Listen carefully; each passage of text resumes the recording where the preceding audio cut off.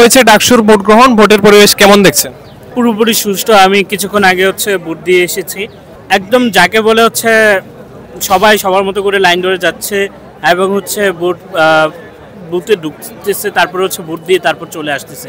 তো বলা যায় যে নির্বাচনের যে পরিবেশটা ভিতরেও একদম সুষ্ঠু আছে, সেই সাথে বাইরের দিকে যে পরিবেশটা, আমরা উৎসব মুখর পরিবেশে ভোট দিচ্ছি। অনেকে আসতেছে, লাইন ধরে দাঁড়িয়ে একটা লাইন ধরে দাঁড়াচ্ছে, সময় নিচ্ছে এবং অল্প সময় পর পর ঢুকে যাচ্ছে।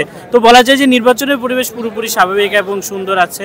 এবং আমার ক্যাম্পাসে যত ভাই বোনেরা আছে সবাইকে রিকোয়েস্ট করব, আসুন ভোট দিন এবং আপনার অধিকার যে চাওয়া পাওয়া সেটার রচনাটার ভিত্তিটা আজকে তৈরি করছে। সারাদিনে এই পরিবেশ থাকবে কিনা এবং একটি গ্রহণযোগ্য নির্বাচন হওয়ার ব্যাপারে কতটা আশাবাদী?